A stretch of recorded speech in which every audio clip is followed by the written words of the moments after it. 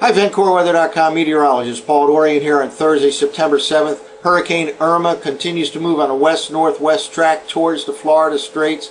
It is still a Category 5 major hurricane, and it very likely will remain a major hurricane over the next few days. It could fluctuate between a 4 and a 5, could make landfall at some point over the weekend, latter part of the weekend, as a Category 4 or 5. Still too early to determine that, but nonetheless, it will certainly remain a major hurricane over the next few days. Conditions will deteriorate early in the weekend across southern Florida and the Keys. It looks like the west-northwest track will continue for another 48 hours or so, and then at some point it'll turn pretty sharply to the north. Whether that takes place across central Florida or the east coast of Florida, from moving from south to north, is a little early to determine that. It could even extend all the way out to the western coast of Florida before it makes that turn to the north, moving from south to north. Nevertheless, the state of Florida, basically the entire state of Florida, has to stay on guard. Evacuations have already begun in the southern part of the state, and very likely will be needed up the state as well. Here's the latest infrared satellite imagery loop of Irma. Again, a Category 5 storm. Just on the north side of Hispaniola, this is Dominican Republic right here, and Haiti. It skirted by just to the north of Puerto Rico, which is right here. Notice also a couple other hurricanes. This is Hurricane Keisha here in the southwestern Gulf of Mexico. Looks like it'll ultimately end up in Mexico. It is a Category 1. And here's Hurricane Jose, currently a smaller hurricane, certainly compared to Irma, Category 1. This may do some weird things. It may take a loop around and eventually even have an impact on part of the U.S. as a weaker hurricane, certainly compared to Hurricane Irma. Again, still a Category 5 storm. Well, here's the latest positioning by the National Hurricane Center in Miami. Again, hurricane right here as a Category 5. Looks like it'll continue on a west-northwest track just to the north of Cuba. And then somewhere in this position here, it'll start to take a turn to the north. Whether that actually occurs over central Florida or eastern Florida remains to be seen. Somewhere in that vicinity is likely.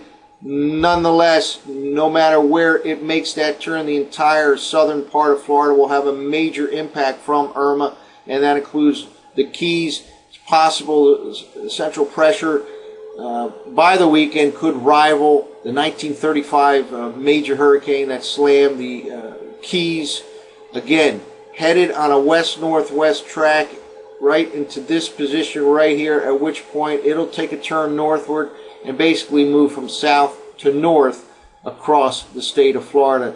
Also, Jose out here is a Category 1, and Keisha out here in the southwestern Gulf of Mexico looks like that'll eventually end up over the country of Mexico.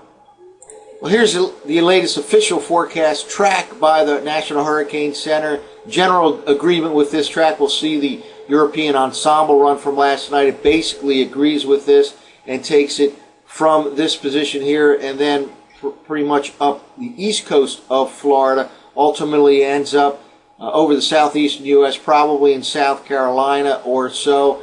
And then it'll run into another brick wall in the atmosphere and tend to weaken before it could have any major impact on the Mid-Atlantic region, for example. But southern Florida, the Keys, right in the prime zone here, getting slammed by Hurricane Irma over the weekend, and ultimately it'll ride up from south to north across the state of Florida. Well, the European ensemble run from last night certainly lends some support to that national hurricane track.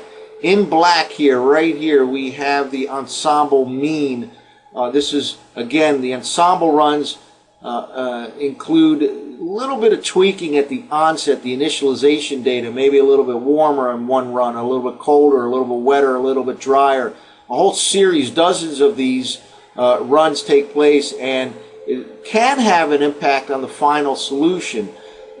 The mean is certainly an important tool that forecasters can use. And again, the track is shown here in black. It continues on a west-northwest track right to the Florida Straits.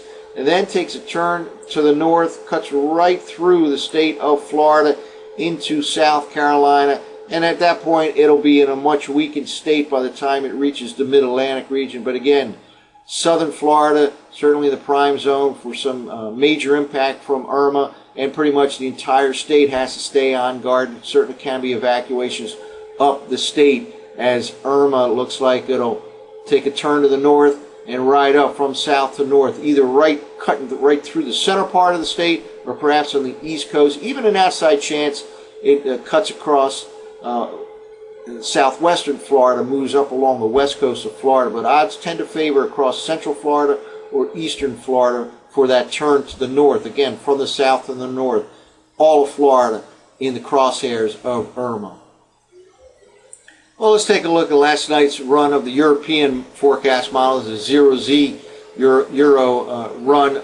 All these maps available on tropicaltidbits.com. This is a forecast map, 500 millibar height anomalies, just to see the players on the field. This is for this evening, Thursday evening. Notice, deep upper level trough here in the northeast U.S. This will play a big role in allowing a turn to the north of Irma once it reaches the Florida Straits. Again, here is Irma as of this evening, Thursday evening, according to the European model. This is Hurricane Keisha out here. Again, looks like that'll move into Mexico. We'll move along in 24-hour increments. And here we go, 24 hours later, again, headed towards the Florida Straits. This is Friday evening forecast map, a sharp trough in the upper part of the atmosphere across the northeastern U.S. Let's go out another 24 hours. And here we go, by Saturday evening, pretty much sitting right on the southern border or just south of Florida, affecting the Keys by this time, and certainly the southern part of Florida. This trough here is still in existence as of Saturday evening, and again, that tends to allow for Irma to take a turn to the north. Let's now jump ahead another 24 hours. And here we go. Up along the east coast of Florida, this is now the Sunday evening forecast map. Places like Melbourne, Cape Canaveral could certainly have hurricane conditions at this time in the latter part of Sunday into early Monday. Notice the trough moving off the northeast coastline, allowing this to push up to the north. And then we have a lot of high pressure ridging cutting across pretty much the entire northern U.S. And let's now jump ahead another 24 hours. This is now by Monday evening. Lots of high pressure now showing up across southeastern Canada, virtually across the northern U.S. In other words, this will run into a brick wall. It'll tend to slow down and weaken rapidly. By this time, it's over South Carolina, Georgia, again, Monday evening. Then we push ahead, and because of this high pressure ridging to the north, it'll tend to force Irma farther inland to the north and west into the Tennessee Valley. And again, this is Tuesday night.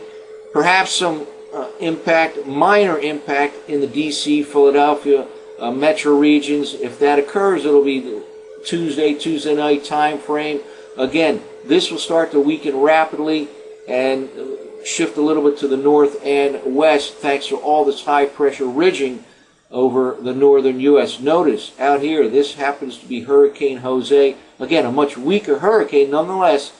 Category 1 right now. This is the Tuesday night forecast. Let's go out another 24 hours. It tends to loop around.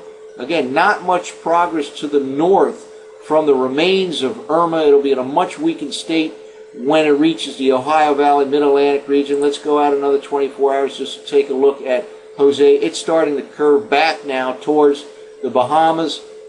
This is Thursday evening, a week away, and ultimately, look at that. According to last night's European model run, it ends up fairly close to the Florida Straits again at the end of next week. Won't worry about Jose for several days right now, but Irma is certainly headed to the Florida Straits over the next couple of days. Well, let's walk through one more set of maps. This has the surface conditions from the 0Z European model run for this evening, Thursday evening. Here's the position by tonight of Irma. Let's go out another 24 hours, headed right for the Florida Straits. Strong, high pressure across south central and southeastern Canada. Another 24 hours here, Saturday evening. Conditions much, much worse across the Keys, southern Florida, and of course Cuba as well. Looks like it slides right in between southern Florida and Cuba by this time. This is Saturday evening, perhaps under 920 millibars at this time. Certainly waters are very warm in the Florida Straits. Very, very strong high pressure over the Great Lakes into the northeast U.S. Many, many times we've mentioned high pressure in this particular part of the country and southeastern Canada this time of year spells trouble for the U.S. because it clockwise flow around that high can allow for the movement from the east to the west of tropical systems right into the U.S. Let's go out another 24 hours. Here we are Sunday night, taking a turn to the north at this time, and perhaps right over the east coast of Florida, perhaps a little bit interior part of Florida. Again, running up from south to north through Florida, the entire state in the crosshairs of Irma. Let's go out another 24 hours. Still high pressure over the northeast U.S. Irma looks like it heads up into Georgia, South Carolina by the early part of next week. We're talking Monday night time frame, another 24 hours. It tends to cut to the north and west at this time into the Tennessee Valley, maybe the Ohio Valley, and certainly in a much weakened state, thanks in large part to strong ridging that eventually falls apart itself over the northeast U.S. And again, Jose will have to be watched in the middle and latter part of next week. It does not look like it'll get anywhere near the strength of Irma, but nonetheless, it has to be watched. So Irma continues to move towards the Florida Straits, a big impact, southern Florida, the Keys over the weekend. Eventually, it turns northward across the state of Florida from south to north into the southeast U.S. That's it for now. For VencoreWeather.com, I'm meteorologist Paul Orion.